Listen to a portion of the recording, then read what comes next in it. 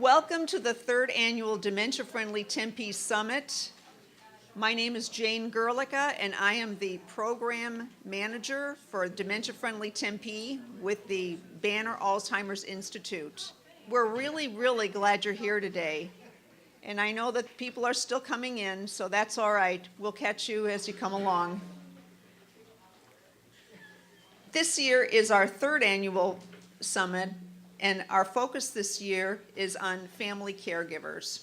You are the greatest resource of helping with dementia care, and without you, we would be nowhere. According to the Arizona State Plan on Alzheimer's disease, there are over 314,000 family caregivers, and they provide 357 million hours of unpaid care totaling $4.6 million. Today is both a celebration of our accomplishments and a forum to continue to support people living with dementia and their family caregivers. We have made great strides as a city with a passionate and dedicated groups of volunteers from across our community that have helped us achieve the efforts to date. But our work is not done as we prepare for the number of people affected by Alzheimer's disease and other dementias to double in the next 10 years.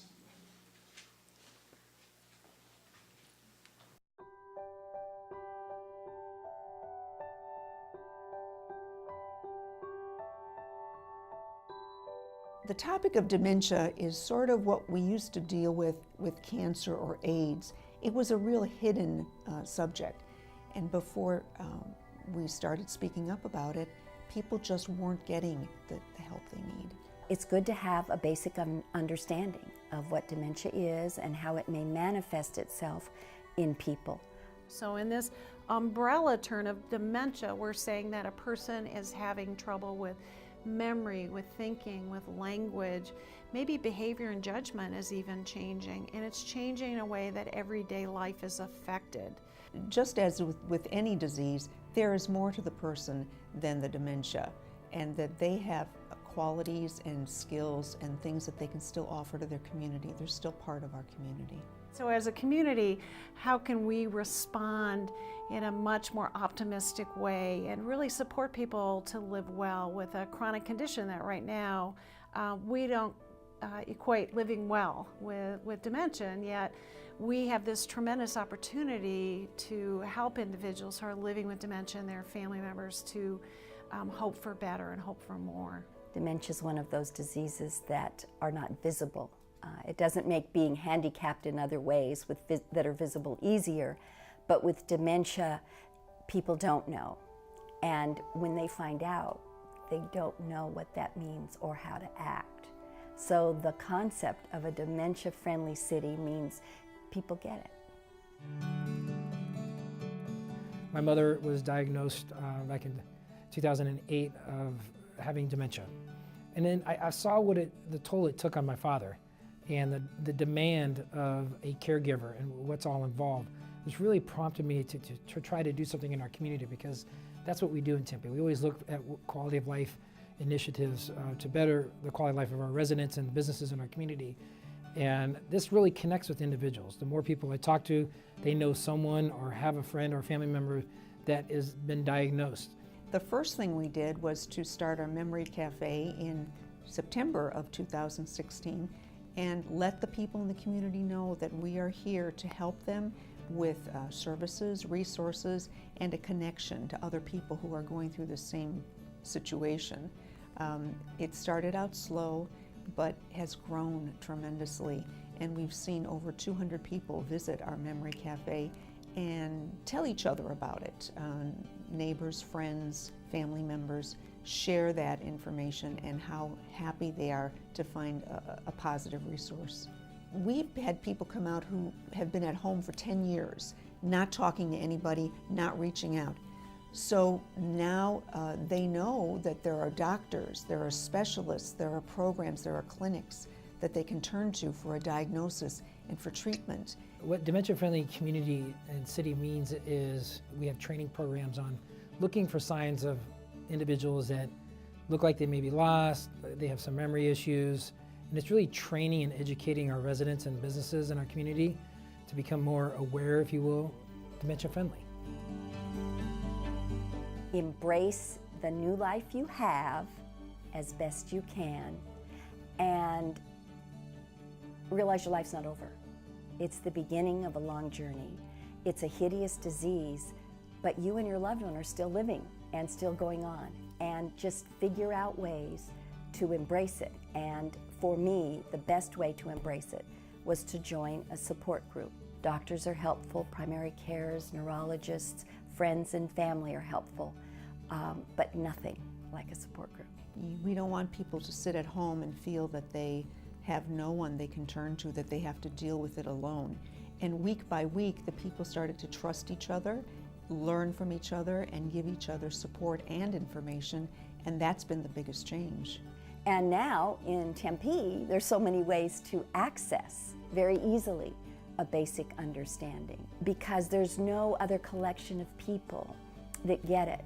And they don't let you off the hook. You don't get to just say it. They hold you responsible for working with them to work through it. I've had many a caregiver tell me in our group that everybody's at different stages, so you know where you are and you know where you're going. And you can share with other people where you've been. This whole dementia-friendly Tempe emerged with this growth of dementia-friendly communities across the U.S. to understand that these are individuals who live at home for often 5 to 7 years following a diagnosis. They live in communities, they live, they work, they pray, they eat. Once you get the diagnosis, this is not a death sentence. This is something that you can live with, you can grow from it, and there are steps you can take to improve your quality of life. The journey is by no means over when your loved one passes. Everybody knows that. But you can still heal after your loved one passes if you follow some healthy tips. So staying with a support group really makes a lot of sense. I have seen resilience in people living with this illness and families like no other.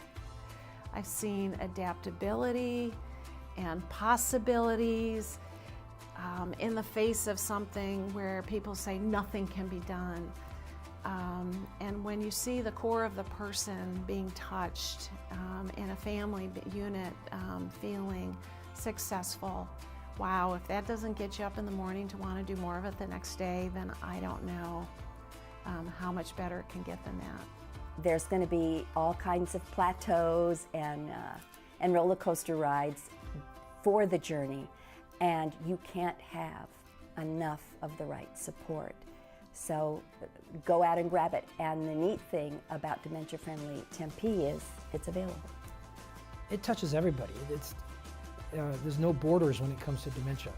And if we could be the catalyst for other cities throughout the region, throughout Maricopa County and the state to look at a program like this, that's really something that is exciting to me personally, because we're really making a difference.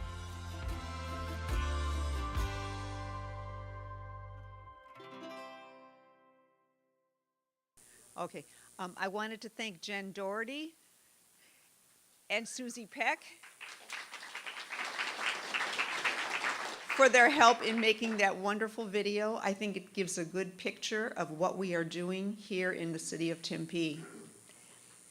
And now it is my honor to welcome Tempe Mayor Mark Mitchell, whose vision and personal story as a son whose mother is living with Alzheimer's disease has led Tempe to take such bold and ambitious steps in making Tempe Arizona's first dementia-friendly community. The support of the Tempe City Council, countless Tempe City employees, community businesses, and volunteers and staff from the Banner Alzheimer's Institute cannot be understated. And we will recognize these valuable people at the end of our program. But without Mayor Mitchell embracing this work, we would not be here today. Please welcome Mayor Mitchell.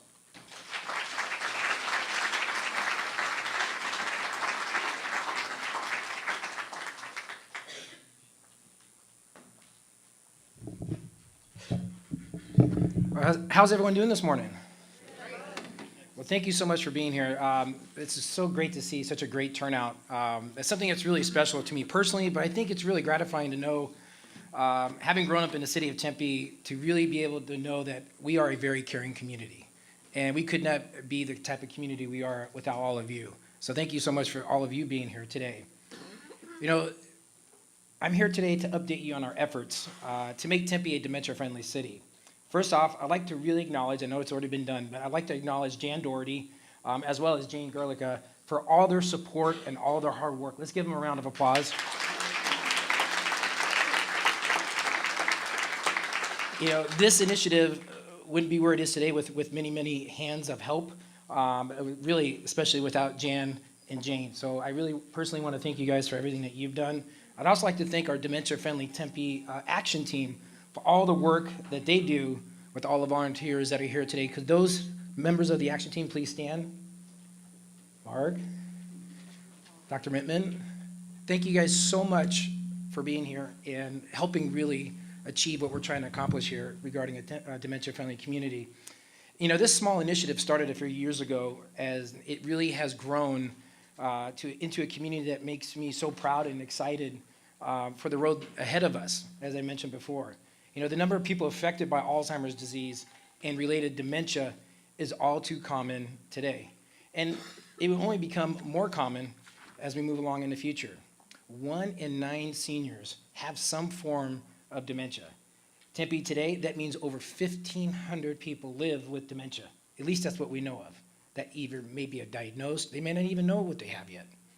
That number will grow to the next 10 years in Arizona, and we will see a 71% increase in residents with dementia. That is the biggest projected increase of any state in the country. I didn't realize how common this disease is until my mom was first diagnosed with a mild cognitive impairment, and then a few years later, Alzheimer's. For a long time, she was fine. She was forgetful. I can't remember what I did yesterday.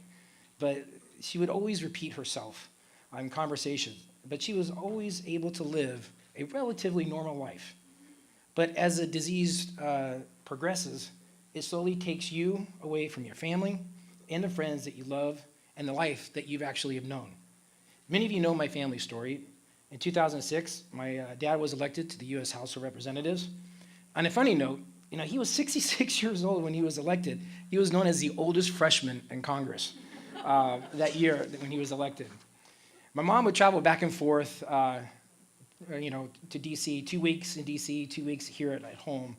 And it was probably about a year or so after my dad was first elected that we started to notice something just wasn't right with my mom. And to be fair, my mom actually noticed it too. She told my dad that something wasn't right, that she was forgetting things and getting confused. My dad thought maybe it was depression. So, you know, he was gone more often than he usually is, and maybe it had something to do with him being in D.C. and her being here every other week or every 2 weeks. You know, so then they decided to go see a psychiatrist. You know, but after a few visits, my mom approached my dad again, and this wasn't working, my mom said. She wanted to see a medical doctor. And that's how our journey began. For years, my father served as my mom's,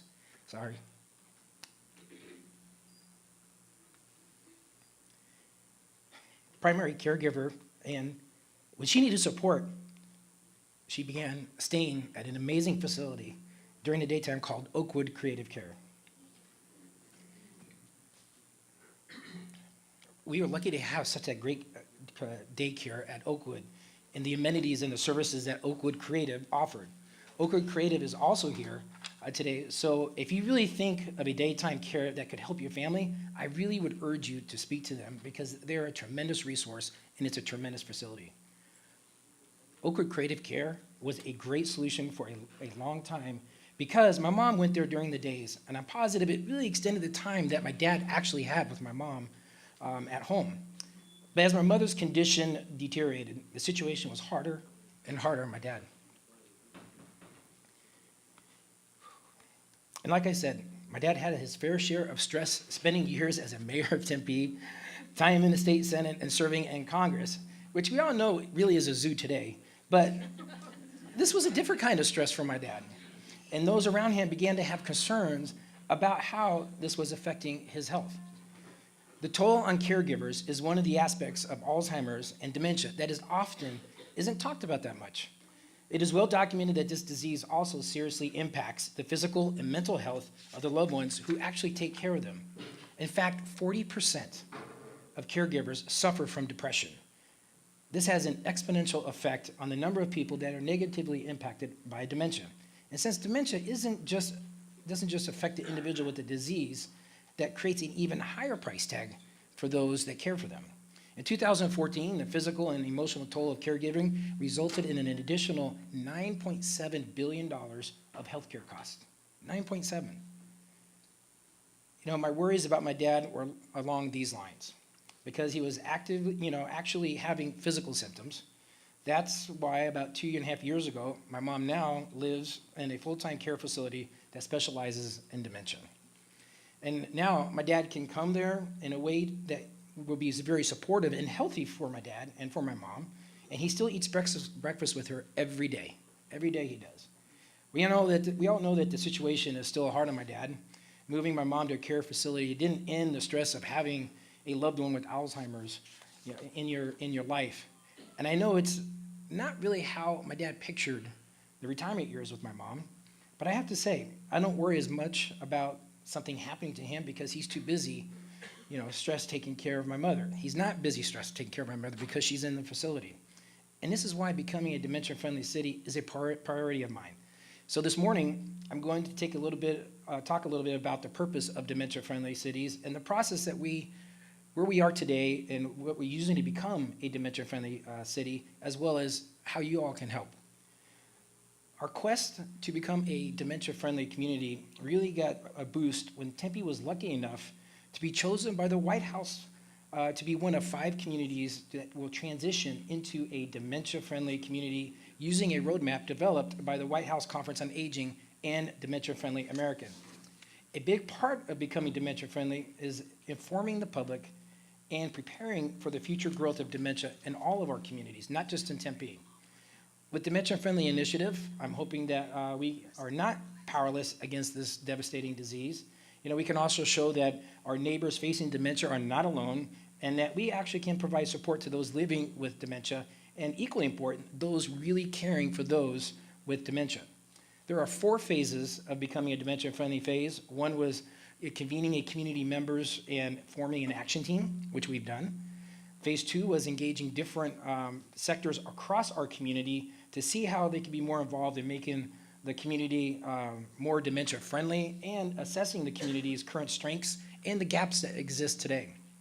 Phase 3 requires analyzing the community's strengths, the gaps, and other data. As part of this phase, we sent surveys out to the community and received some great insight from our community stakeholders. 3 things that we've learned from the survey that really struck out were most people really don't know where to refer a person with dementia or the family to go get help. A second one was that people in our community have a strong desire to help people with dementia and their care to stay engaged in the community, in their lives. And thirdly, the most important note is that the interactions with people with dementia are not successful as they would like it to be. To me, that's that really speaks to the stigma that is in our community. The last phase of becoming a dementia-friendly community will be formulating and complete an information plan. That's the phase that we're actually in right now. Dementia-friendly Tempe took all the sectors approach, which means that we are engaging every part and aspect of our community, to financial advisors, to those that can offer legal advice, and that have a unique role in the meaningful support in supporting people with dementia and their families and friends as caregivers.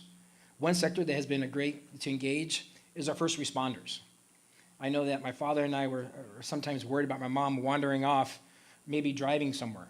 And then when she was in the mid stages of her disease, she didn't really understand why she couldn't drive her car. She's been doing it for years. It's like a normal practice for us. And we made sure that she didn't have access to her keys. And eventually we talked my father into selling his car. And luckily nothing ever came about it. My mom didn't ask where it went. But this situation is what families have to deal with all the time. The loved ones with dementia gets in a car and they get confused, and sometimes, and when they get in the car and they get confused, it becomes a silver alert situation that we all see on our freeways and the radio and so forth. My mom occasionally wandered if my dad didn't have a close eye on her at home, and it was mostly while my dad was outside, planting his flowers and taking care of the yard work and so forth. But we're always lucky that we had a neighbor who I've known since I was a little kid be there for us, and within a few minutes, my mom would be safely returned to the house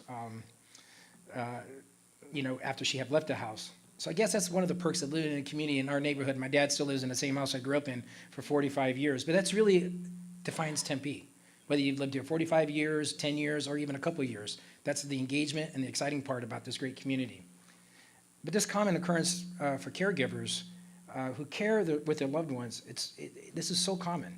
It's hard to watch someone every minute of the day. It's like you have to be a Superman or Superwoman to make sure that you know your surroundings and everything that you're dealing with a loved one that has this disease. Knowing that first responders are at the table in this conversation is really important. Being able to communicate that the caregivers really relieves a lot of stress. In the city of Tempe, we're lucky to have a smart 911 program, which provides additional background information on folks living at a certain address to first responders. For family members and caregivers looking for those who are living with dementia, they can trigger, or they can actually register this, if you will, their loved ones with our smart 911 app, and even upload a picture of your loved one.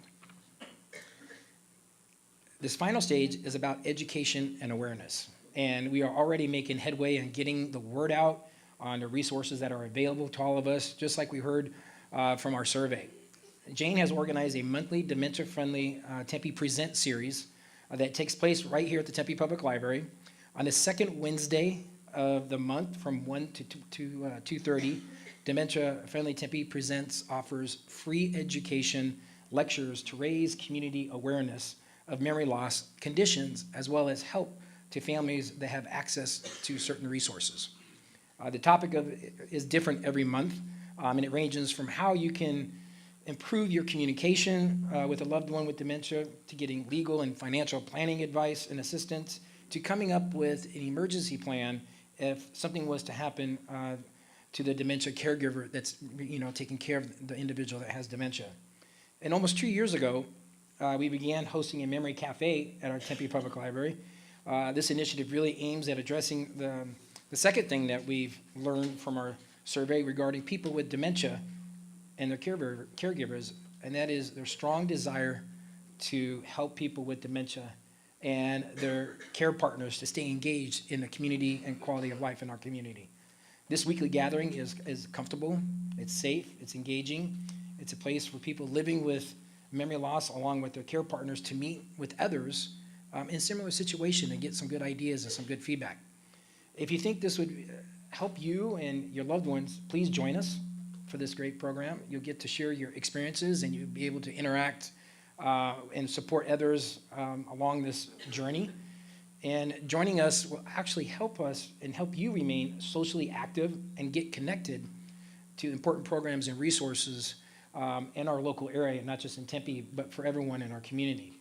If you haven't attended, this is my personal invitation to all of you to drop in. It's every Monday morning.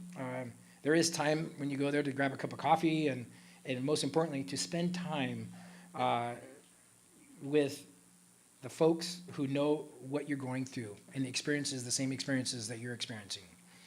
A professional, knowledgeable individual about a variety of conditions that affect memory and thinking, such as Alzheimer's disease, is also available at these meetings to answer any questions and provide education and support ideas for you and your family.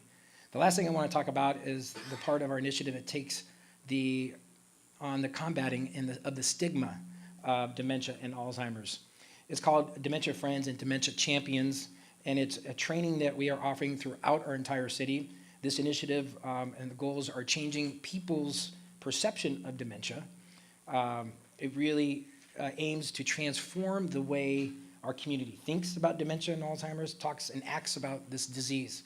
For Dementia Champions, we use the train-the-trainer model, and I see some individuals that have done that. I see Doreen.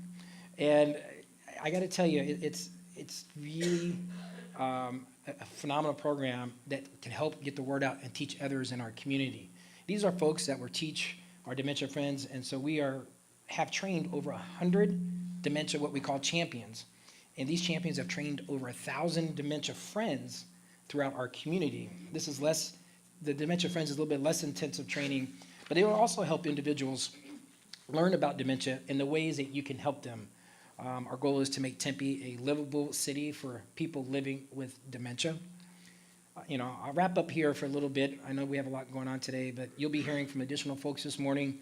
But I hope you'll keep these stories and these examples in mind today as you're learning more about dementia. And this is such an honor for me personally to be here, to be a part of this program, and to really move Tempe forward. Having grown up here, this really identifies and defines the great city that we live in. I'll be around for any questions later. I really appreciate all of you for being here. Please get the word out to all your friends. This really is an important discussion for us, so thank you for your time. So I know it's a lot of time to spend on a Saturday, but hopefully you'll learn something new. So thank you very much for being here.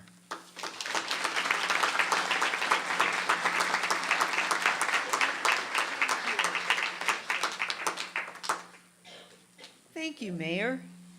Caring for a person with dementia requires for most learning a whole new skill set.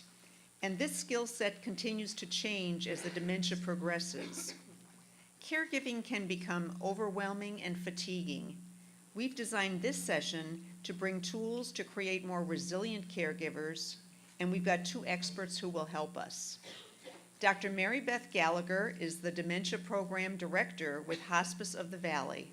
Dr. Gallagher is a psychiatric nurse practitioner with a doctoral degree in nursing practice who has won national and international awards for her work in dementia care.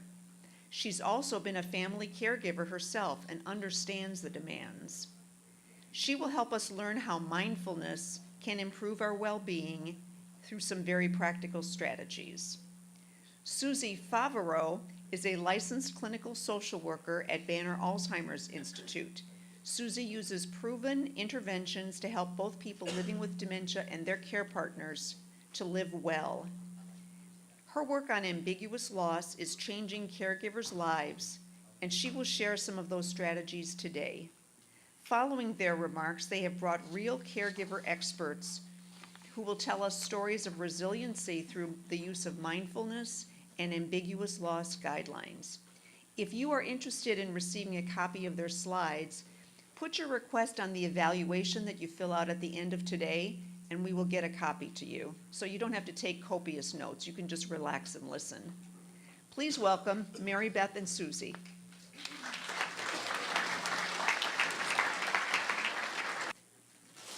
All right, so has anybody here heard about mindfulness? Yeah? Do we have any people who practice mindfulness? Excellent, okay. So what we're going to be talking about is mindfulness meditation practices, and currently, I know it might sound kind of like woo-woo, at times it can, but truly there's a lot of science that supports these practices now. Whoop. So let's get on the same page. What is mindfulness? So it's the practice of being fully awake in our lives, living in the present moment. I'm going to stop right there. They've done studies with thousands of participants, and they've asked them to carry their smartphones, and then randomly they buzz the person and they say, in this moment, where were your thoughts? Where was your head? Was it in the future? Was it in the past? Was it in a fantasy world? Or was it truly in the present moment? And guess where human beings 50% of the time are not? Yeah. We can give lots of examples. If you drove here, do you really remember driving here, or did you just kind of get here? And what's it going to be like finding your car? Because you kind of just get out of it, and if you lock it, good for you, right? How many people took a shower this morning, and yet in the shower with the delicious smelling soap and the warm water on our back? Are we really there having that experience, or are we like in a meeting, or we're getting things done in our head? Welcome to the human condition, particularly in 2018 with multitasking galore. So this is really about purposefully bringing it back right to now, experiencing it with openness and curiosity. Okay. If you've ever watched a toddler, everything is fascinating and must be explored. If you've ever had the joy of having a puppy in your lives, when you take it for a walk, every 12 inches is a whole new wonderland, right? Of something shiny and a leaf falling. That's openness and curiosity. It seems as we age, we get perhaps a little jaded, a little bit of residue on us, and we walk through things and we really miss it. But right now, let's say we're in a traffic jam. Still, we get to look at the Palo Verde blossoming, the beautiful yellow, or the acacia trees. Are we really seeing them? So openness and curiosity is a nice way to move through the world, but as we get older, that isn't necessarily our condition. Then lastly, a willingness to be with what is. Good luck, right? How much of what's going on around us in our world we have a little resistance to, shall we say, and in so many things. Again, even just traffic, that it shouldn't be this way. I wish it wasn't this way. We need to get moving. All of those kinds of things. So this is very different than usually our normal state. But this is who we came in the world as, isn't it? Think of an infant. They're in the moment. They have openness, curiosity. And no matter what is, pretty much they're just making the hang. So now, maybe we're not experts at mindfulness, but how about mindlessness? How many people here? Okay, rarely being in the future, but rather in the past or in a fantasy world. Going on automatic pilot. Automatic pilot. Who here has walked into a room and said, what did I come into this room for? Right? Do you hate that? Right? That's automatic pilot. Always hurrying to get things done. Do we have any people here that like to make lists and put little checkbox next to them, and then you get to, or you get to put a line through it? Do you love that? Do you know that when we do that, it actually secretes dopamine out of our brain in the reward center called the nucleus accumbens? But as a result of being so busy in our lives, it truly, every time we get to check something, we have a millisecond of woohoo, but then we're on to the next thing, right? Instead of just, oh, that feels good in this really busy day to at least have accomplished one thing. I am in an upright position and my clothes are on. Yay! Okay, yeah, so mindlessness, all right, now here's another way of saying it. The caption on this usually goes, why my dog is happier than I am. Can you relate? Yeah.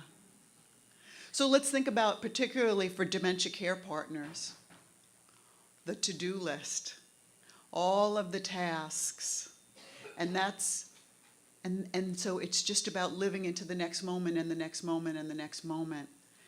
And so mindfulness has particularly positive benefits for dementia care partners, and so that's what I want to introduce to you. I want to respectfully submit it for your consideration. Okay, this word I love, so nerd alert, but neuroplasticity, okay? What we're finding is with these very simple practices, if they're done every day or as best you can, that we actually can change the way our brains are wired, the way they're structured and the way they function. Isn't that amazing? When I was younger and I went to nursing school in the dark ages, we were taught when something happens to your brain, game over. Like, it's done. And we all know the phrase, you can't teach an old dog new tricks, right? Well, guess what? You can, okay? So no excuse behind that of, this is the way I've always been. Nuh-uh, not anymore. Now we understand neuroscience is telling us we can change and rewire our brains. And so if there's anything about you that you wish wasn't such a worry or didn't get so obsessed on certain things, this can happen over time with practice. Hallelujah. The thing is, it does take practice. There's a saying, neurons, brain cells, neurons that fire together, wire together. So every time we do something new, our brain cells are firing together. And if we do it over and over and over, they wire together so that this starts to become a spontaneous behavior. So we can choose more responses to all of the stresses in our lives. We can do this. Instead of reacting, we can choose a different response. Have you ever had a moment where something came out of your mouth that you wish you could pull back in? Or, if you're in a relationship, sometimes it's not even the words, it's that, oh gosh, all of a sudden your eyes start to roll and your hands on your hip, and so you're getting busted, because or this, all right? We can choose different responses. Okay, so brains can be trained over time. And the great news about this is no matter what kind of stress we have in our lives, and certainly dementia care partners at times can have an enormous amount of stress, we actually can change our response so that it positively impacts our physical well-being and our emotional well-being. In the 70s, the big research was that stress kills us. But actually now, the neuroscience tells us stress does not kill us. What kills us or causes us to have chronic illnesses is our reaction to stress. The only time, good people, in our lives that we won't have stress is when we're dead. So let's find a way to work with, between now and then, of how do we work with this so we can change our reactions to stress. Now, I try to get my dog to do this all the time and she won't, but we're working on it.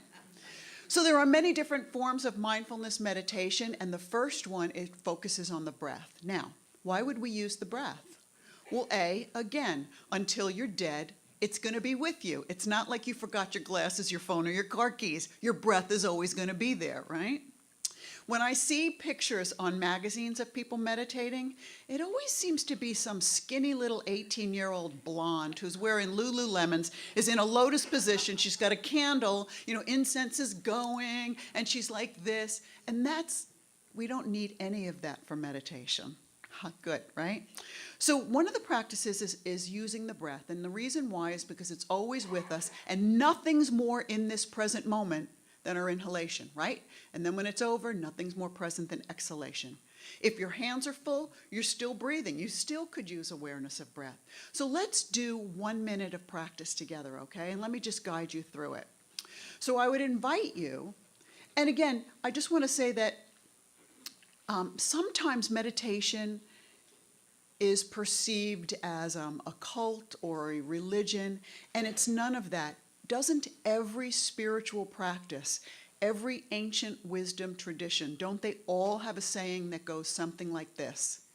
Be still and know. And it's the way that we came into the world. It's who we are. We don't have to reach out to become something else. This is just about coming home. Just about coming home and remembering and getting rid of the residue of life. Just coming back. So this awareness of breath meditation, if you will, I'd like to guide you through it. So if you could sit up straight but relaxed, okay? So not rigid. Put your feet on the floor if that works for you, but there's no magical position. Your arms are loosely at your side, perhaps with your hands on your lap if that's comfortable. If you're comfortable closing your eyes, do that, but if not, that's okay. Just soften your gaze, and that's just about eliminating any visual distraction, all right? Then what's going to happen is I'm going to ring a bell, and again, the bell is not the fancy thing. I'm just going to ring a bell because actually it's one of the ways they teach children how to do mindfulness meditation. They say to the kids, I'm going to ring this bell and I want you to listen. Listen so very closely that you can find the moment where the ringing actually stops. Okay? So let's do that now.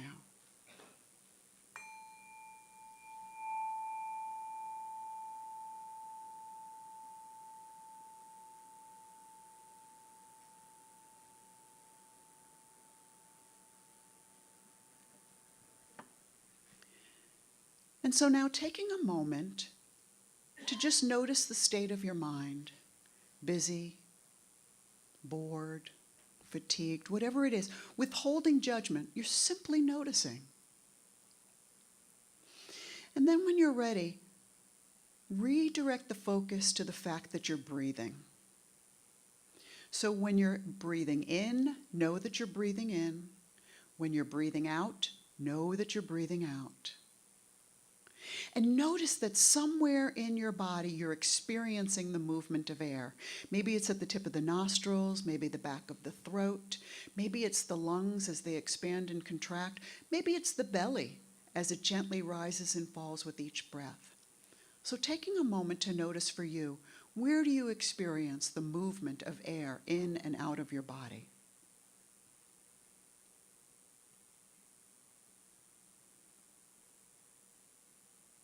And you may already notice from time to time that you're getting distracted. Maybe the mind's going, oh, am I doing it right? Or I'm cold, or I better remember to go to Walmart after this, or something. And when you notice that you're distracted, that's not a mistake. That's actually a moment of being fully awake. And when you notice it, then gently and friendly redirect the focus of your attention back to the breath, wherever it is, on the inhale or the exhale. Continuing to breathe normally and naturally, and just sensing the breath as it moves in and out of the body.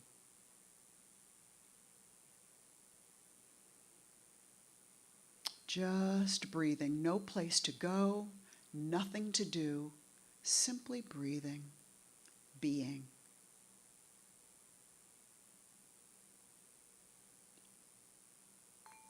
And then when you're ready, gently start to expand your awareness back into the room, opening your eyes, maybe wiggling your toes and your fingers.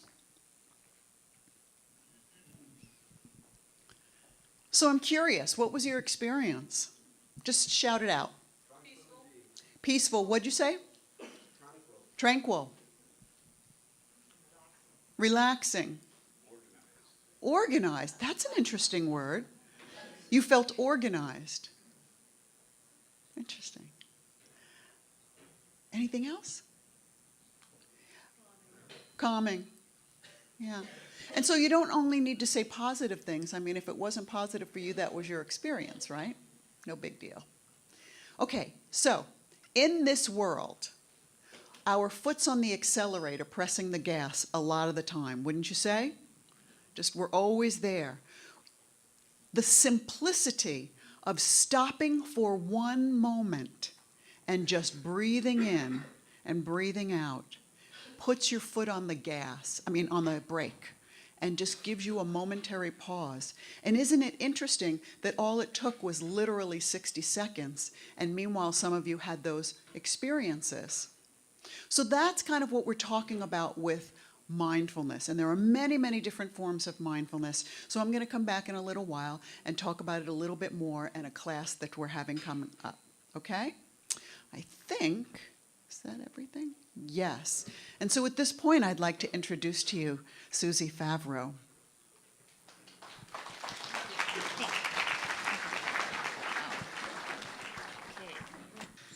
Hi, I'm Susie, and that exercise helped me feel a little bit more calm, because I'm not always totally relaxed when I'm standing in front of a group like this. So thank you. That was helpful. So I'm going to be sharing with you a little bit about ambiguous loss. And I'd like to know, too, how many of you are familiar with that term? Oh, my gosh. Well, this is fabulous. Okay. Please chime in as we go along.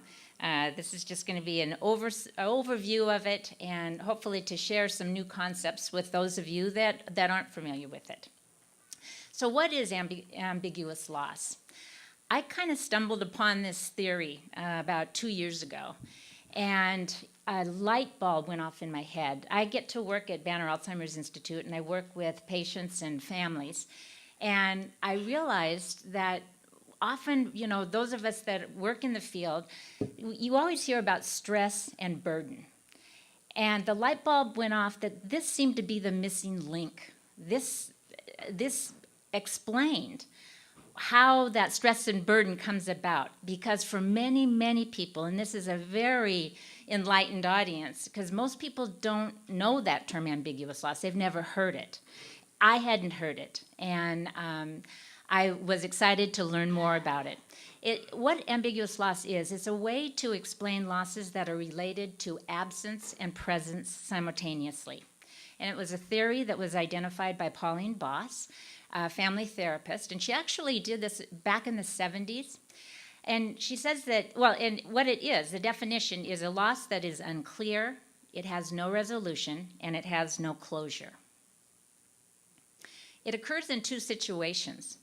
It occurs when the physical body is missing, but the person is still psychologically present with family and loved ones. So an example of that is like the Malaysia airline that fell out of the sky.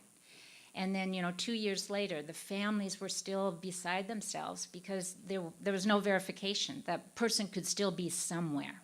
So that's very ambiguous, that's very unclear. It also happens in another situation where the physical body is present, but psychologically the person is changed or somewhat absent from how they used to be. And that is the type of ambiguous loss that we experience with dementia. And for caregivers, I don't have to tell you, there are so many frustrations and challenges, and this is an unknown or unrecognized grief that many caregivers aren't aware of. They know that they feel incredibly sad and lonely and frustrated most of the time, but others don't recognize it. It is different than grief that we experience when someone dies. We know how to do that. We know that template and what's going to happen. But with ambiguous loss, we don't know that. And that's what makes it so frustrating. So why is it important to learn about it or think about it? Well, it really can help, and I've seen caregivers really be helped by learning to feel more comfortable with the uncertainty and with the ambiguity. And it can help caregivers also learn to relate to the person with dementia. And it's very much a lot of what Mary Beth was talking about learning to live in the moment and appreciating the joys that can and are part of dementia that often get kind of ignored, or the worry and the sadness kind of gets in the way of us being able to experience that. Since dementia can't be fixed, it's unresolved, it can't be cured or controlled, changing our perception is really the only window of hope for this. And that's what ambiguous loss does. Dr. Boss gives us kind of a new lens to how to look at this. And the basic premise of ambiguous loss is just this: when a loved one is lost only partially, the ambiguity coupled with the loss creates a powerful barrier both for coping and for grieving. And that spoke also volumes to me, because how many times, and I suspect many caregivers have been in a situation where they just are frozen. They can't make the decision. They're worried that it's not the right decision or the right time, and that they just become immobilized, and often at the detriment of maybe keeping somebody from driving, or they don't keep somebody from driving that maybe shouldn't. So it has been helpful in caregivers recognizing that.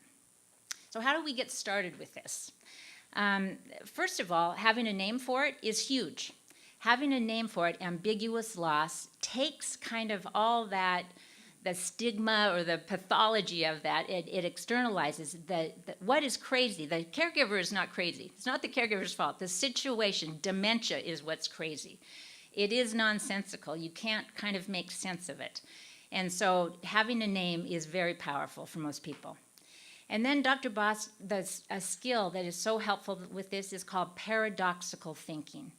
It just means both and thinking instead of either or. Most of us like either or. Most of us are most comfortable. It's either this or it's that. Would you agree? We want to live in that kind of world. Well, you better get over it if you're going to be a caregiver, because your world is going to change. And if you can become comfortable and skilled at using both and, it can change how your life is. So a simple example is my mom both needs care, and I need to take care of myself. So that's kind of a simple one. This type of thinking is unique for many people, and I found that it's helpful to sometimes ask people to fill out the following sentence, or to fill in the blanks. In my caregiving experience, I have lost blank, and I have gained blank. We often don't look at what we've gained in this experience. And so there have just been some beautiful statements that I've heard from caregivers, and I want to share one of them. It was a daughter whose parents lived out east. Her mom had dementia, and when she went back to visit home, because her dad was very ill, she learned that her mom was far more advanced than she really even understood. The father made her promise that when he died that she would take care of the mom, and that's absolutely what she did and continues to do so. But when in our group, we have a group called Steps to Hope, and in this group, she gave the sentence was, "I have lost my mom, but I've gained the trust of my father." That's pretty powerful. So dual thinking is really a good skill to practice because it can change how you see any situation, not just in caregiving. Another concept is good enough is good enough. Again, many of us, when I get to meet with caregivers and it's very clear that they're a perfectionist, it's like, oh my, buckle up. Because learning to just let it be good enough. It doesn't have to be perfect. Perfection is not the goal now. And to become more comfortable in not being perfect. And what is fun is when people start kind of practicing these concepts, they begin to feel more resilient and more comfortable and kind of laugh at themselves of why did I have to do it the other way? It took too much energy. So the word now or the phrase is often just go with the flow is about that. Now in her book, I can't believe I didn't put it in the PowerPoint. The book I want you to read, if you don't know anything about this and want to learn more, is Loving Someone Who Has Dementia. Loving Someone Who Has Dementia by Pauline Boss. And in that book, she shares 7 guidelines. And these are not a to-do list. This is just literally some concepts that she wants you to reflect on, to ponder on, to see how they fit. And they're concepts of meaning, of attachment, of hope, of ambivalence.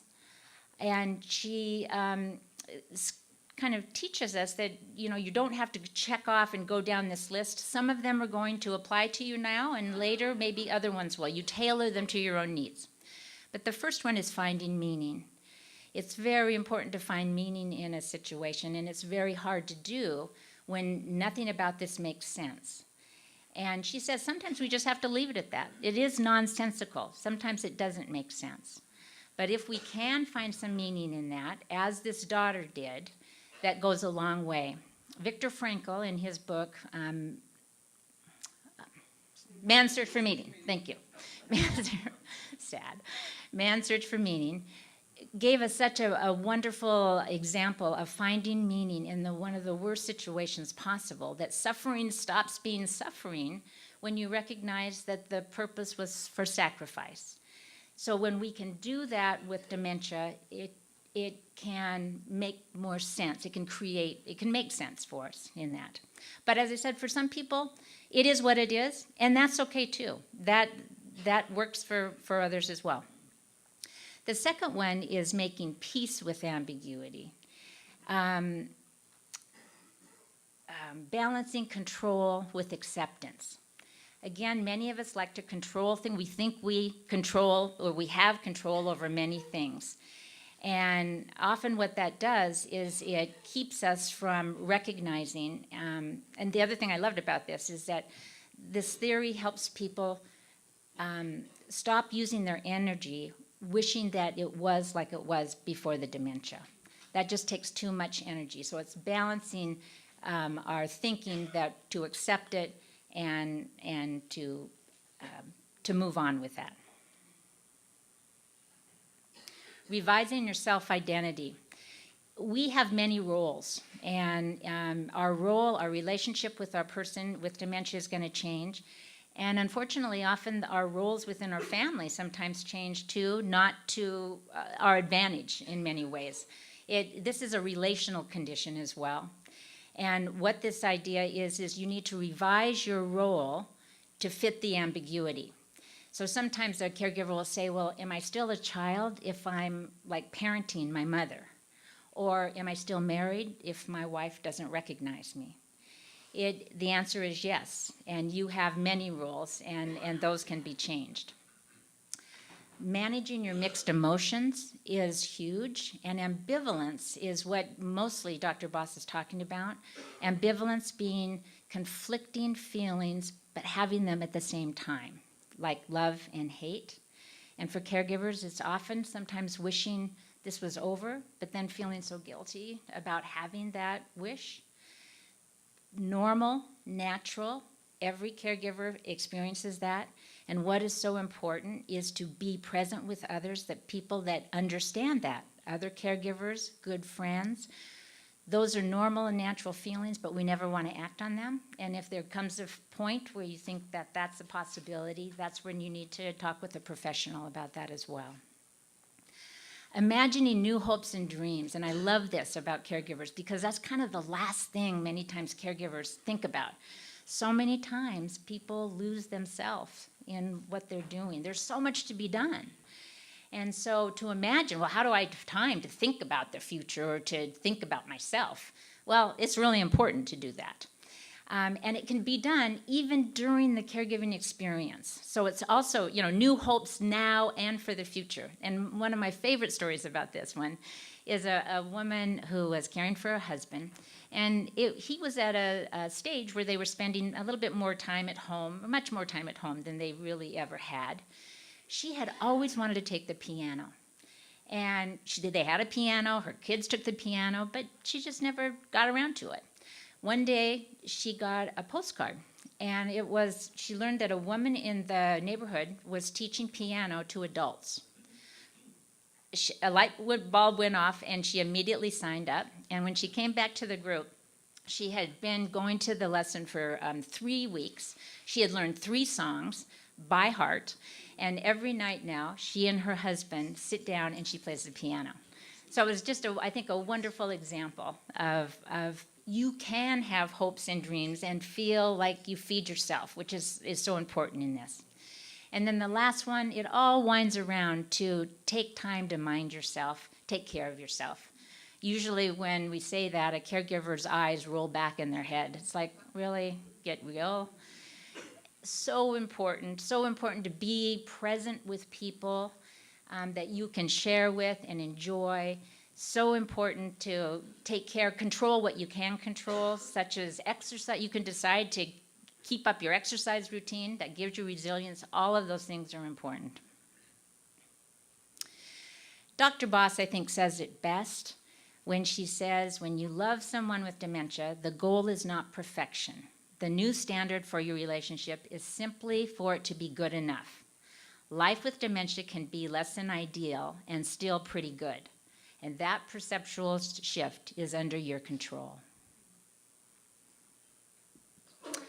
Questions or comments? Yes? I was talking to a caregiver who'd been through this process, the ambiguous control class. Yeah. And he said it made a huge difference in his ability to be where he was as a caregiver. Thank you. I'm sorry, she said she has talked with a caregiver who had been through one of our classes, the Steps to Hope group, and he said that it greatly increased his ability to accept where he is as a caregiver. And I hear that. Thank you for sharing that. And I'm really honored to get to hear that and see that in many of our caregivers. It really is about kind of accepting it. And I've worked in this field for more than I want to say, about 40 years or so. And I felt like I never had a tool to provide or to help guide folks to how to really accept it. Because the wish for it to be the way it is very strong, and it's hard. But using some of these tools like mindfulness, and I see mindfulness in this going hand in hand. I mean, it really is about changing how it's a new lens of looking how it can be and how it needs to be, because this is the current now. This is our now reality. And the main thing he said reduced his anxiety. Nice. Yes. I went through thanks for coming over. I wanted to follow up on the relationship with friends. Mm-hmm. Is that I think caregivers, we sometimes want to know how to better preserve areas of privacy that we want, and yet give a gift to our friends of giving the gift back of caring in a constructive way. Yep. It's different, like she said, you don't want the pity. You want something where they may just make calls sometime and say, hey, do you need a break? Yep. Can I take the 2 of you out to dinner? Asking Or and do accepting you help. want, yeah, if you run to the store, do you want me to come over to the house? Yep. So I didn't know if you had anything more to add to that, or if I missed something. I came a little bit late. No, that's certainly involved in this as well, kind of that psychological family. If you're not getting the support you need or want from people, your biological family, you reach out to family and friends and Thank you. everybody. Thank you. We are, in the coming months, going to be providing additional 5-week session series on Steps to Hope, that will be continued to be evaluated. And these are going to take place both at Banner Alzheimer's Institute and Bishri Banner Sun Health Institute. So if you're interested in learning more about that, though, getting involved in those, there is a sign-up sheet at the table back here. And if you could please indicate which facility, because they're going to be in 2 different, one's in Sun City and one's in Phoenix. Okay? So, I'm sorry, we can come to you later. And yeah, Jolene, will you come up here? I really want to, I have an honor and I'm pleasure to introduce you to the real expert, who is Jolene Maiden, who has taken the Steps to Hope group, and she wants to share a little bit about her experience of that. Thank you. Thanks, Susie. I'm a caregiver to my mom, and back in September, I took one of Susie's Steps to Hope therapy groups. It was like September and October. And so she just wanted me to come and share some things I got out of the group and learned from the group. So that's why I'm here today. And my mom is 73, and she was diagnosed with Alzheimer's, and she now lives in an assisted living facility in Gilbert. So that's kind of my background. So one of the first things I wanted to share was on our very first lesson in the therapy group, when Susie shared about ambiguous loss. That was like a huge opening for me, because like it has already been said, it just kind of put a phrase to what I had been feeling, that okay, my mom is still here, but she's not the same mom as she was before. And your feelings are just all mixed up, and you don't even really realize it till somebody says that phrase and says what it means. You're like, oh my gosh, that's exactly what I feel like. And then as part of that first lesson also, they talked about finding meaning in relationships. So at that time, my mom always liked shopping, but she was getting to the point where she couldn't really do it anymore, like, going to Target or going to the mall. But she would still ask to do it. But I had been thinking, well, we can't do that anymore because she doesn't buy anything and she doesn't know where to look. But from being even in that first class, we talked about how the both and, I could still take my mom to the store and maybe only stay for 10 or 15 minutes, let her kind of walk around and feel like she was shopping. And then she loves to get ice cream. So then I would take her to get ice cream, and then she felt like, oh, I went shopping. And so just from that very first class, like something clicked. And the other thing we did in the class was, and this is kind of the caregiving part, every week we had to do an action plan. So in our notebook, there was a page in the back for each week, and we had to go around the room and share something that we were going to do that week that was just for us as caregivers, something we enjoyed, haven't done for a long time. We had to write that down, and then we had to write, circle on a scale from 1 to 10, the likelihood that we were going to do that. So, I mean, some people would circle 2, and they would say, I don't really think I'm going to do this, but I'll put it down. And Susie she's great, because she's so encouraging that you feel like, even if you circle a 2 or a 3, like, that's great. You're going to try. And so that very first class, I had said that my husband and I would go to dinner one night during that week by ourselves. Because again, even in the first class, I realized we took my mom everywhere with us. And it was fine, and like, she loves to go to dinner and loves to go out, but I just started realizing, again, in the very first class, you talk different when they're with you. You're making sure you're helping them order, you're making sure they're comfortable, you're kind of changing your conversation to make sure they can participate some or understand some. And so I realized, gosh, my husband and I hadn't been out by ourselves for such a long time. So that week we went out one time by ourselves, and it sounds funny to say now, but I kind of felt guilty. But again, being in the class and having someone kind of give you permission to do something for yourself, it just really helped.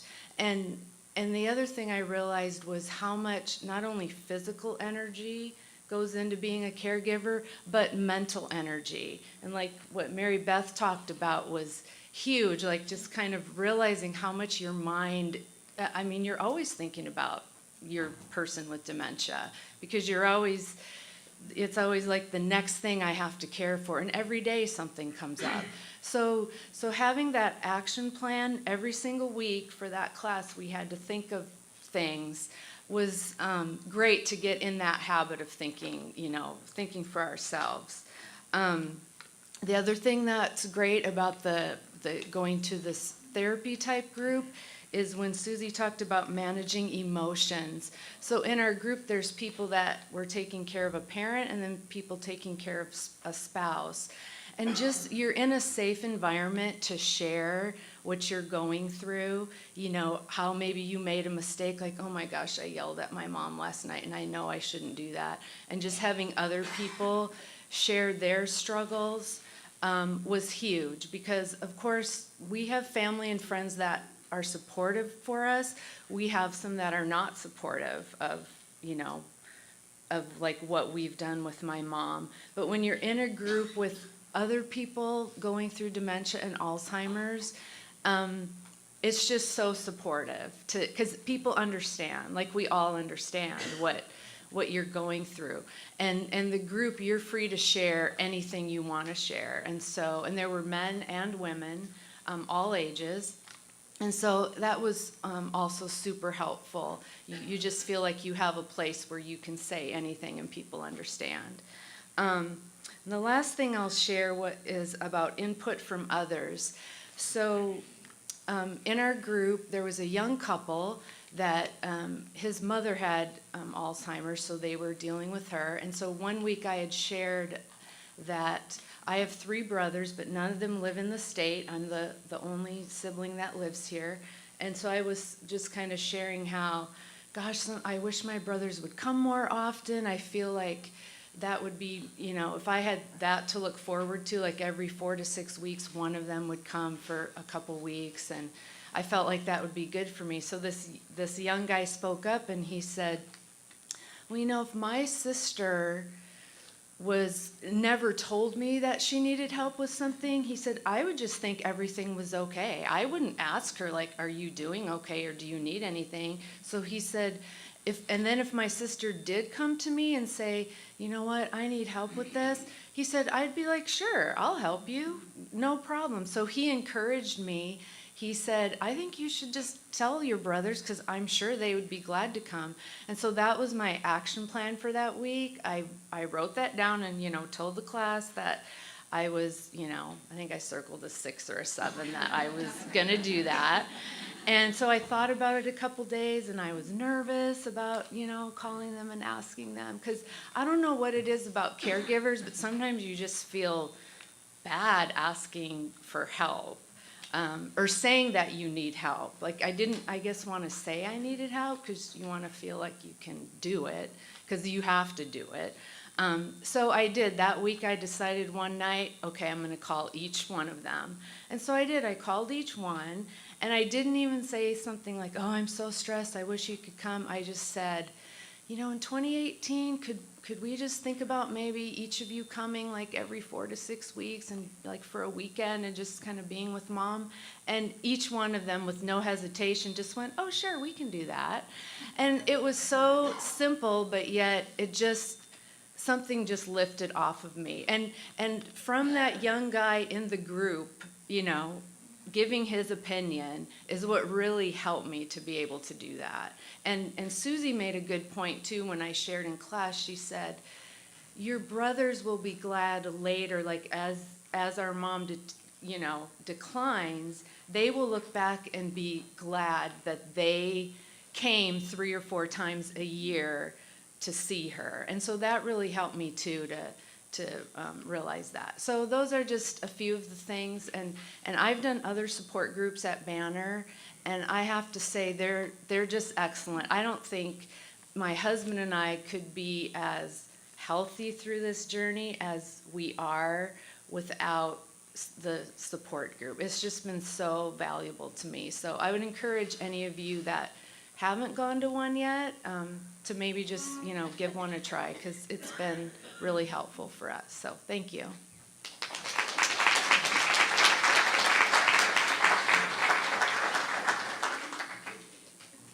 So we're also going to be talking about a short 3-week mindfulness for dementia care partners class that's going to be coming up here in June. I've been teaching mindfulness-based dementia caregiving for a couple of years now, and the thing that, one little tip, one little pearl of what you can practice in your day-to-day life that seems to be very valuable is the stop practice. So I wanted to share it with you right now.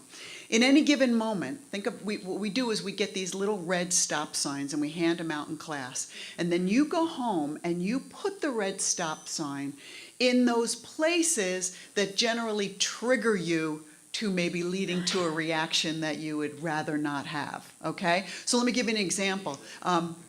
Toileting, helping a person toilet. So we'd put a little red stop sign in the bathroom, and then you do this practice. So seeing it, it's called an anchor practice. You see the stop sign, and you remember that S stands for stop. Ooh, I'm sorry.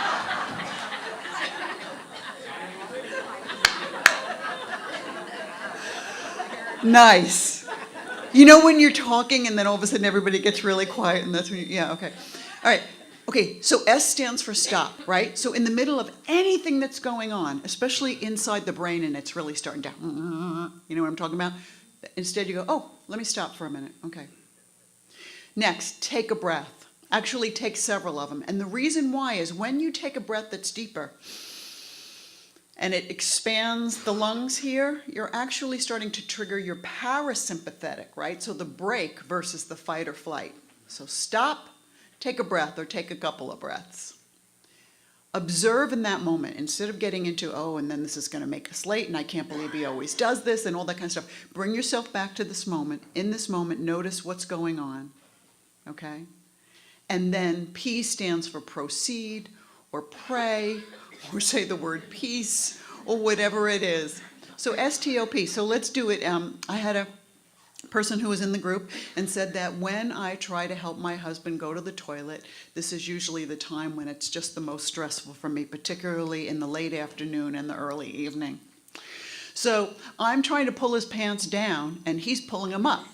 So I'm saying, honey, yeah, I'm just trying to help you. And he's going, no. And I'm going, yes. And I'm going, no. And I'm going, yes. And now, you know, things are getting escalating, and I think you know what I'm talking about. And all of a sudden, she sees the stop sign, and she starts laughing.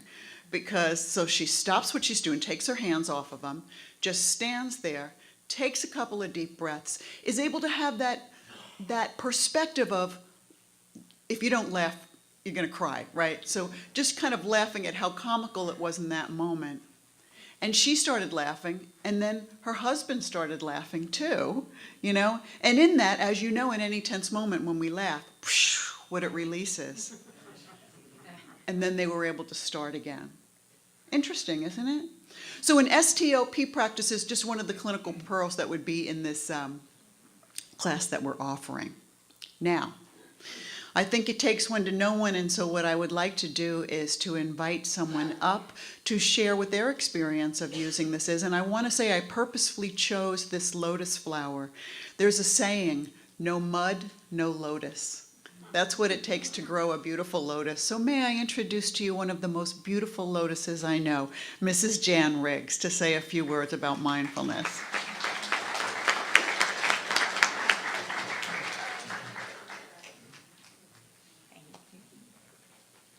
Good morning. My name is Jan Riggs, as you can see. I've been married to my wonderful husband for 44 years. We have 4 boys and 8 grandchildren. I always grieved that I didn't have any daughters, but we have 4 wonderful daughters-in-law. So we're all set. Sometimes it seems like it was 10 years ago. Sometimes it seems like it was yesterday. But all of the signs started appearing. For quite a while, we were told that my husband had Alzheimer's. And about 2 years ago, he was diagnosed with Lewy body dementia. Since all of our children live in California, it's pretty much up to me, but talking about sharing it with friends, we have such dear friends that we even have some who make a contribution to Benavia, which is where Dave goes 2 days a week, and they pay for that for us. And Dave is very open about when people ask what prayers he would like, he always says, "I want a new brain." And so since he's open about it, that helps them be open about it. So that really helps. I have now attended enough Alzheimer's conferences and classes and seminars and mindfulness training that I could probably get my PhD in caregiving. But when my mind is all befuddled, or I could even say when I am out of my mind, then that's when all these techniques that I have learned, and I've got a big stack of books and pamphlets and notes that I've taken. But sometimes when I'm actually out of my mind, it's like being left-handed and using regular scissors. It just doesn't work. It's not comfortable. And I would be thinking things like, why is he treating me so harshly when I'm just trying to help him? Who is this man? I don't even know him anymore. And my patience runs out. I'm tired. I'm just running on empty. And how many times I've said, where do I go to resign? I don't want to do this anymore. And sometimes I am so totally aware that that person who's standing in front of me is not my beloved husband anymore. It's the disease. And I need my skills. And, sometimes I'll just say, caregiver skills, please come. Then I heard about the mindfulness meditations at an Alzheimer's Association convention, and I've heard, and when I first thought about it, and it's funny that Mary Beth used the same word, but I thought, oh, that sounds a little bit woo-woo. I don't know. I'm a Christian. Do I want to do all of those weird things? But I had heard Mary Beth speak enough times that I knew I could trust her. I knew that she wouldn't be presenting anything that would be occult. And what a gift this has been in my life. The practice has not changed my circumstances at all, but it has completely changed how I react to my circumstances. Mary Beth mentioned the stop signs, and after taking her class, I had stop signs all over the house. And I had one in my car too. That was one of the most beneficial ones. Because when my husband could no longer drive, all of a sudden he became an expert. So now, and I love stop, take a breath, observe, and proceed. Most of the time now, I can do that more automatically. And so I've taken most of the stop signs out, and so I no longer have to constantly explain why I have stop signs all over the house. Mindfulness with breathing awareness.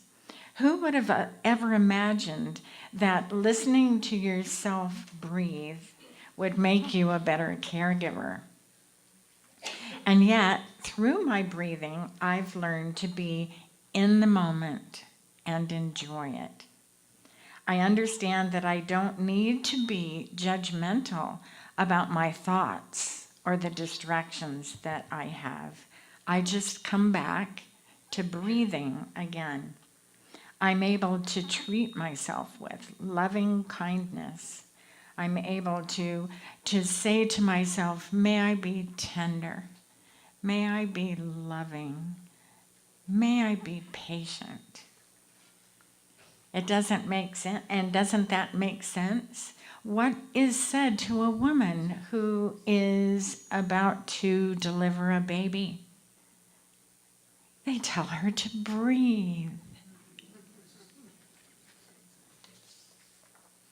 Here's a quote from an executive at Google, which is one of the forward-thinking companies that is incorporating mindfulness to their employee training.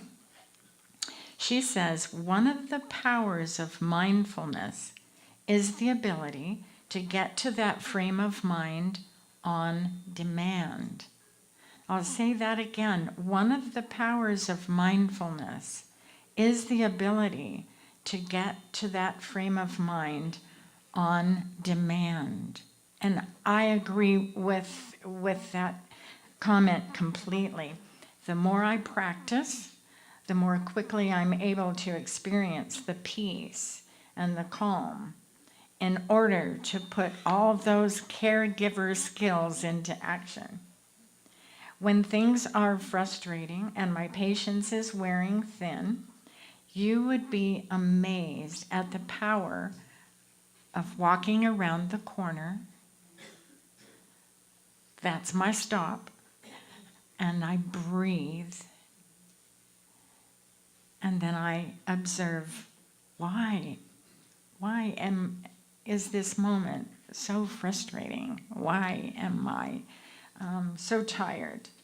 And then I proceed. So I walk back around the corner and I'm a new person again. And it has an amazing effect on my husband. Because when I come back around that corner and my face is no longer, I'm not rolling my eyes and gritting my teeth anymore. I can smile. And this may seem too easy, but actually when you practice, it is. It is easy. And I call these trips around the corner, I call them mini mindfulness.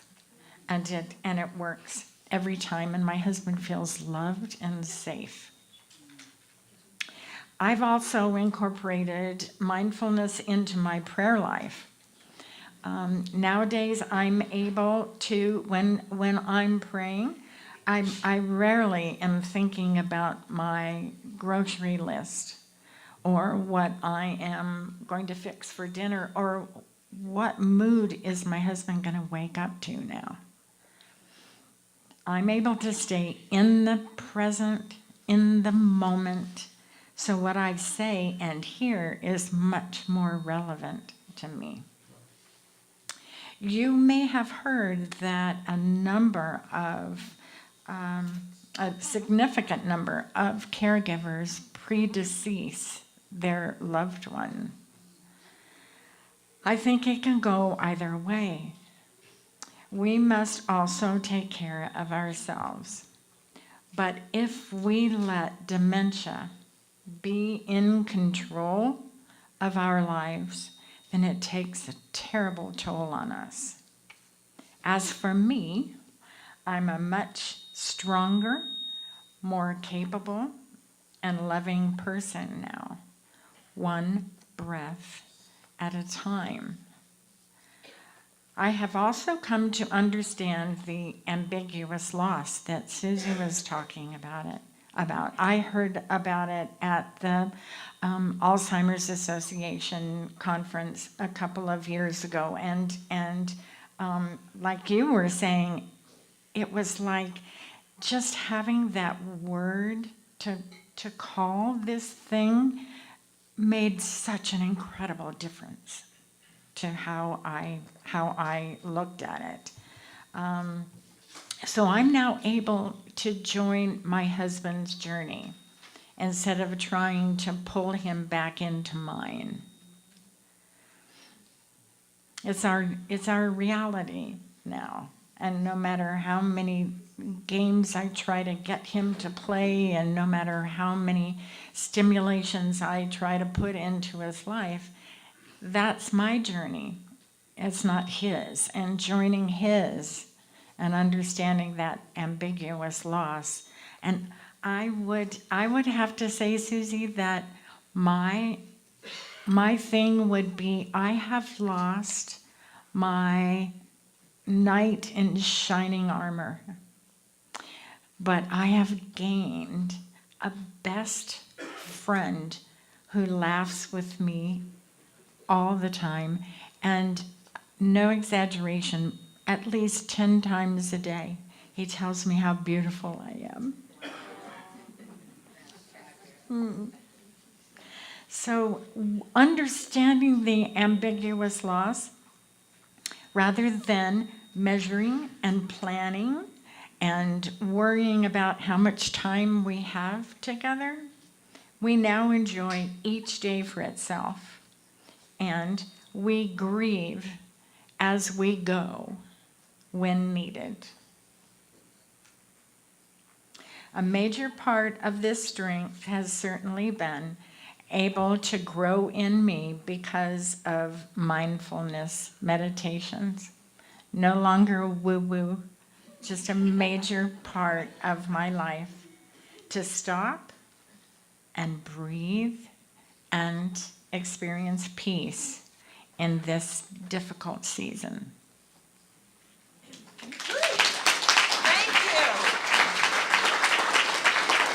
Thank you, Jan. So, just wanted to let you know about the class coming up. You don't have to memorize this. There's flyers outside, okay? What we're going to do is for 3 Wednesdays in June, it's going to be here at the Pyle Center. The cost is fabulous. There's about 30 seats available. What we're asking is that you commit to all 3 classes, okay? There's going to be homework because neurons that fire together wire together, so we have to practice it. So there'll be a free guided audio that you listen to just to practice at home. If you have any questions, certainly I'm up here. There'll be the flyers there, all of the information to call or to register online. I love this. And every day the world will drag you by the hand yelling, this is important, and this is important, and this is important. You need to worry about this, and this, and this. And each day it's up to you to yank your hand back, to put it on your heart, and to say, no, this is what's important. So thank you, everybody. Yes. Thank you. On the dates for the class, are they on the 7th, 14th, and 21st, or are they on Wednesday? Oh my gosh. What are you seeing on your calendar? 6, 13, and 20. Let me look at my calendar and we'll reconvene, okay?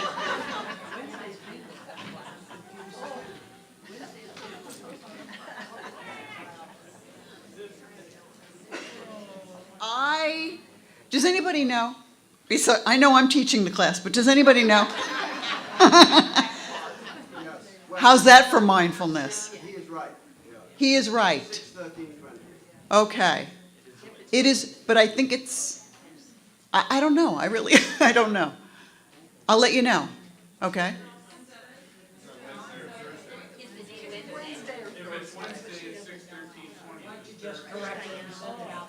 Yeah, we'll send it out to everybody, but it's all based on the availability of the room, and I have the feeling it's a Thursday.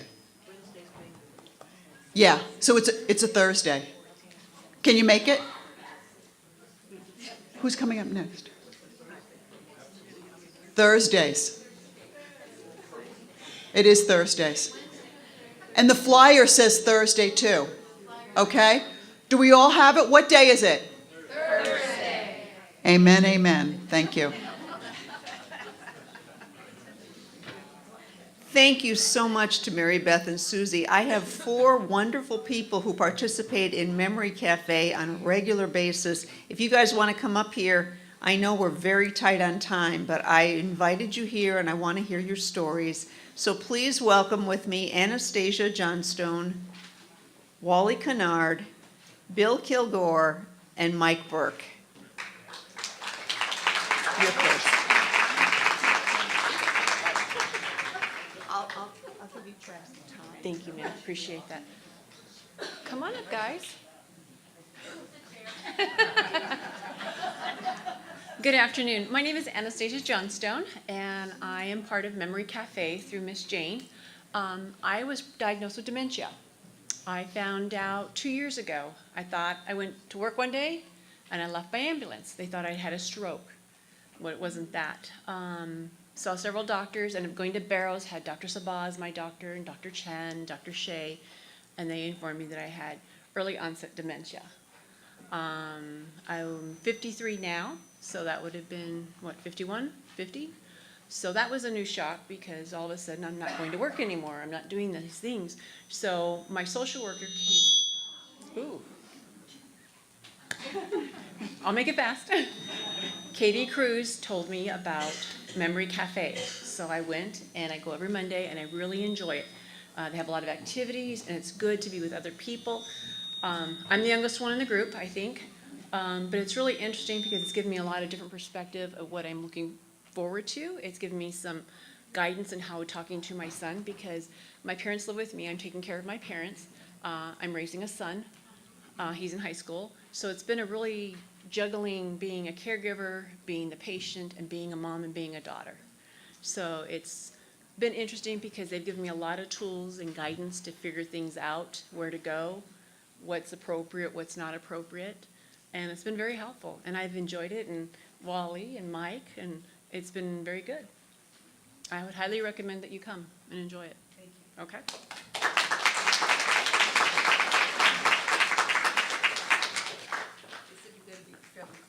Very close to here. Am I close enough? Hi, everybody. My name is Wally Conard. I'm an started to say alcoholic.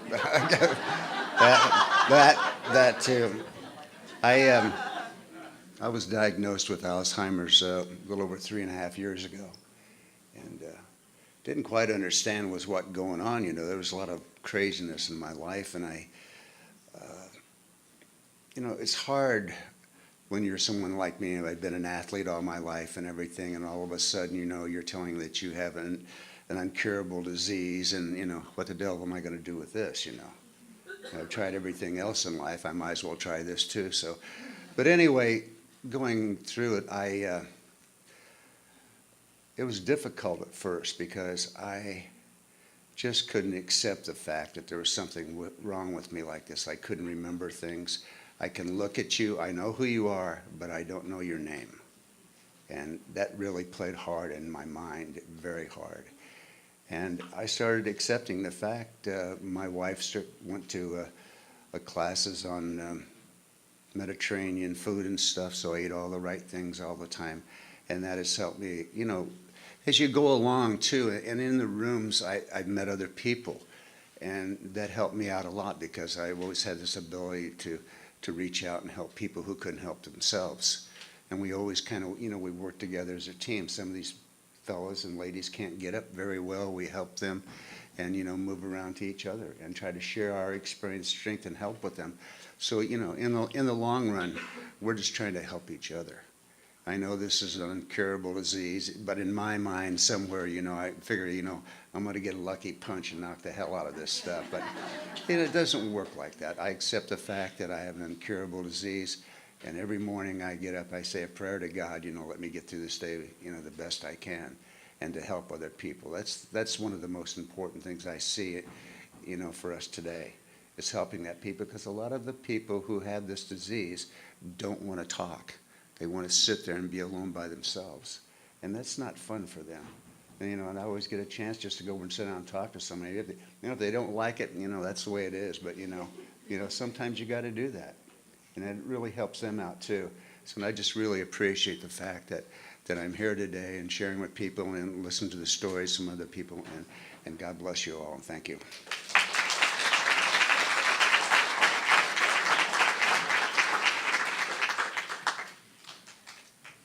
Well, much has been said here, is talked about every Monday by people who are caregivers with all these situations. And you hear pros and cons and how it varies with every one of us. My wife and I went to the first meeting 3 years ago at the Tempe Cultural, or Art, whatever, Center for Arts, and heard about this Tempe Dementia Friendly program. And we were in our late 70s, like 79. And we have a lot of friends here in Tempe that are growing old like us, and have memory problems. I thought, how can we help? Not knowing that within a year and a half, my wife would be diagnosed with Alzheimer's, and we'd be part of this program. About a year or so later, nope, I said that already. It progressed rather rapidly and became very hard for me to know how to deal with it, as some of you are very much aware of this. Besides the memory issues, particularly short term, she stopped cooking, which I have never done. I'm still not doing it much. Able to pick out clothes, do her hair, etc. Unlike a lot of caregivers, I was initially concerned, depressed, worried, angry on what was going to happen. Living-wise, medical, care, financial, it was a difficult time. But fortunately, there was the Memory Cafe, which has now helped not only me, but everyone that attends, and there's quite a few here that attend. We learn how others have, are, and continue to be dealing with dementia and many issues, what to do or not to do, and get major encouragement. Many things are brought up, are discussed by people with experience of what has or has not worked, and it's always interesting on what does or doesn't. Susie, our very capable moderator helper, usually starts with asking if anything particularly encouraging or not so encouraging has happened the previous week. One person's son one week, I really feel guilty. Before he could finish, she said, anybody else ever feel that way? Well, anybody here ever feel that way? The hands went up. So then she went on and asked why he had felt guilty, and did others feel the same way, or what had they felt guilty about? As always, that opened a whole Pandora's box. And we learned quite a bit on how to deal with some of these guilts.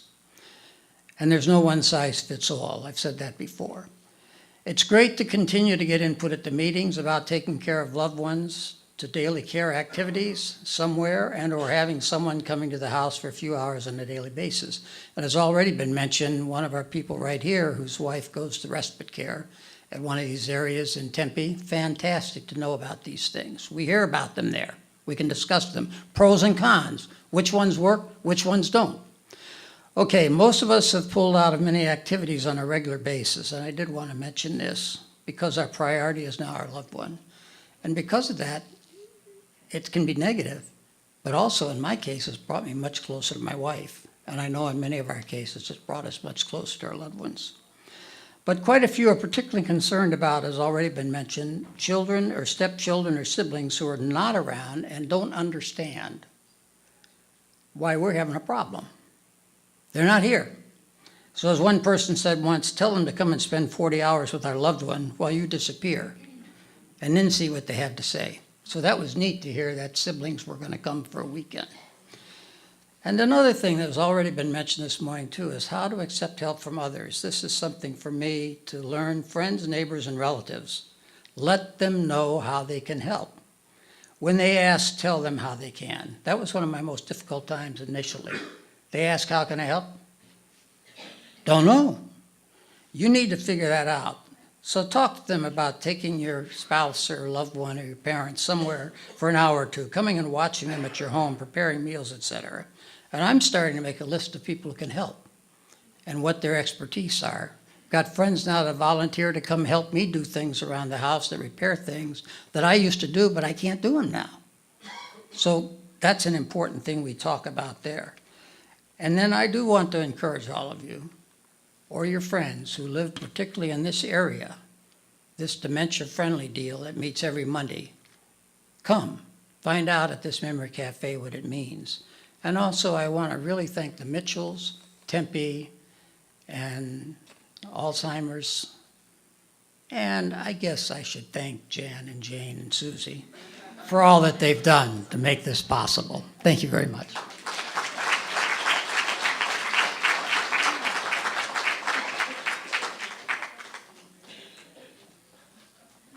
Good morning. My name is Mike Burke, and my wife is the Alzheimer's victim. And we started going to a memory cafe based on Wally's wife's recommendation on the second meeting they ever had. And all I knew was that we had a problem, and we started talking about what was going to happen. I knew it was never going to happen to me, and it all did. So what's happened here is I got to be careful what I say, because I have some women in here that keep me honest. And they'll start throwing things if I tell the stories out of school. But we are dealing with our spouses who think everything's great, that they're doing wonderful, and we're the problem. And luckily, on Monday mornings, we get in the car, and we get in the Tempe library, and walk through that front door, and there's a cosmic referee at that door that says safe. And we become family. And it's taken us about 2.5 years, but we do anything for anybody else that needs it. And we welcome the newcomer and try to help them get into this thing. And if I complain too much, Shirley always says, I'll trade you. So I can't complain. And this is why we do it, laughter. If we couldn't laugh at each other right now and laugh at the plight that we're stuck with, it wouldn't be worth it. And I can't tell you how many times during the week I'll get into something and I'll think about something somebody said last week, and all of a sudden my problem gets smaller. And one story that Jane really likes is about, we were going to this group for a couple of months, or maybe a year, I don't know. And my wife walked out one day, and I'm sitting in my chair outside smoking a cigar, and she said, I'm not supposed to bother you when you're in this chair. And I said, thank God, there is a God. How did you learn that? And she said, I learned it at the Memory Cafe. So I came back and shared it with everybody. I don't know what they do in the other room, but God bless them, because it makes our lives a little better. I feel sorry for the people whose spouses won't go with them. We have a lot of people that show up on their own. There's 10 of us that went to another memory lounge last Friday in Scottsdale and thoroughly enjoyed ourselves. We've created our own family in addition to the family who may or may not help us. So if anybody here is wondering, how can I change my life and maybe make some new friends and develop other things, come see us. I mean, we've got 2 people here that'll tear your heart out, but they'll laugh at you at the same time. And so I have to be, like I said, I have to be careful. There's a lot of fun that goes on, a lot of laughter. Last thing, we are doing a fundraiser for Dementia Friendly Tempe through our Rotary Club. There are brochures back there. It's the last Saturday this month. It's at the Phoenix Zoo. It's in the morning. We have the zoo to ourselves for 2 hours. If you can join us, we'd love to have you. If you have family members might want to sponsor a business, we'll welcome that. And just any help we can get from you would be great. Last but not least, I just want to leave you with the thought that Steve is kind of the mantra of our Monday morning. And he said, I love my wife more now than I ever did before, but in a different way. And that's kind of what we learned at Memory Cafe. Thanks.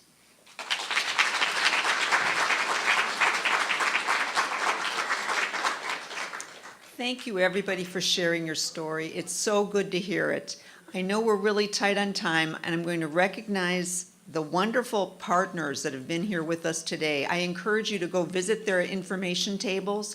They will be here in the lobby for a while. They want to tell you about their programs, and I encourage you to go out there and see what they have to offer. I'm going to run through the list really fast. We've got the Alzheimer's Association, the Area Agency on Aging, AARP, the Arizona Caregiver Coalition, Tempe Adult Daycare Center, Oakwood Creative Care, Tempe Neighbors Helping Neighbors, Hospice of the Valley, Care 7, Tempe Fire and Police Departments. The Banner Alzheimer's Institute is here in the room along with Susie from the Dementia Friends Tempe, and we've got information about programs that we've got going on coming up. We want to thank you for being here today. We really appreciate it. Mayor Mitchell, I think you have some closing words?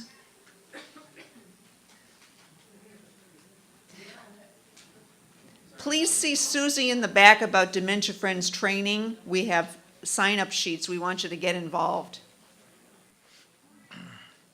All right. First of all, I want to thank Jane. Thank you so much for everything you've done again. As Jane mentioned, this would not be possible without the efforts of the many volunteers that are here in this room. We don't have time to mention everyone by name, but it's important that we take the time to thank the community partners that are here today with us. Let me begin by asking the Dementia Friendly team, I already did this before, if you could please stand one more time for those that are with the Dementia Friendly team. I think a lot of them, there's Dr. Mittman and some others, but thank you again for that. Also, this group of dedicated volunteers have been meeting monthly for 2 years, and they provided input to our city, the needs of people living with dementia and family caregivers. They have dedicated the time and resources to move this initiative forward, which the actual program that we have, and I really want to thank the members for your service on this as well. Also, I'd like to recognize the dozens of volunteers that are with us today who helped with numerous aspects of the Dementia Friendly Tempe program. If you could stand when I call your name if you're here. The volunteers who make our Memory Cafe happen, are you here? We have some of them. Yep, there's some. Thank you so much. And Carol, Dementia Friend Champions. We have, as I mentioned earlier when I was speaking, we have 100 champions that have been trained with over half representing Tempe citizens and professionals who bring awareness to our community about dementia and how they befriend those who are living obviously with this condition. And the Dementia Friends, and the Dementia Friend, you get a 1-hour training session to learn more about dementia, as I mentioned earlier. We have over 1,000 Dementia Friends in the state, and at least 500 of them are right here in Tempe. These volunteers lead our lectures, special events, and a virtual dementia tour, which if you haven't seen it, it's really great to see. I'd also finally like to recognize the funders who have provided the financial resources to move this forward. If anyone's here from these organizations, could you please stand as well? The Salt River Pima Maricopa Indian Community, Coca-Cola, Salt River Project, Memory Keepers, Banner Alzheimer's Foundation, the Arcadia Rotary Club, who actually provided the refreshments here today. And also, I know it was mentioned, but to reiterate, on April 28th at the Phoenix Zoo from 7 a.m. to 9, they're raising funds for the Dementia Friendly Tempe program. It's a third annual walk that they have. And the best part about it is there is a fee for it. It's a fundraiser, but you get access to the zoo prior to the general public, and when you're done with the walk, you get to have a nice day at the zoo as well. And I was told it's going to be really cool weather because it's the first day before summer, so I can't promise that, but it sounds good, right? Okay. And then I also want to really touch on the accomplishments we've had over the last 2 years. We've had over 250 unique partners who have joined our monthly Memory Cafe. Tempe Memory Cafe has resulted in the Scottsdale Center for the Arts monthly memory lounge and the launching of the Sun Lakes Memory Cafe. The Dementia Friendly Tempe Presents has reached over 250 community members with monthly lectures. Virtual dementia tour, as I mentioned earlier, this year has already had 50 people enter the world of people living with dementia. We have shared unique series of arts experiences with Tempe Neighbors Helping Neighbors and the Arizona Commission on the Arts. The state of Arizona is really helping with the Tempe efforts that we're doing, particularly around Dementia Friends, to raise awareness of dementia in our statewide. And it's all because everyone in this room and all the volunteers. As we close today, I really want to thank the Tempe Adult Daycare for providing the staff that people with dementia could be engaged with while their family attends the summit that are here today. I also personally want to thank, again, I can't thank Jan and Jane for everything they've done to really make this what it is today. So become a dementia friend. I know it's been a long time, it's been a couple hours, but if you can fill out the surveys that you guys have, it'd be really helpful for us so that they're in the bags. And you can just make sure you fill them out. That would be fantastic as well. And make sure you leave your name and contact information on the evaluation form. And make sure you visit our community partners that are here with us. And if you haven't, we want you to get engaged if you haven't already. So again, thank you for joining us today. I guess, is that it? That's it. Enjoy the rest of your Saturday, and thanks again for being involved.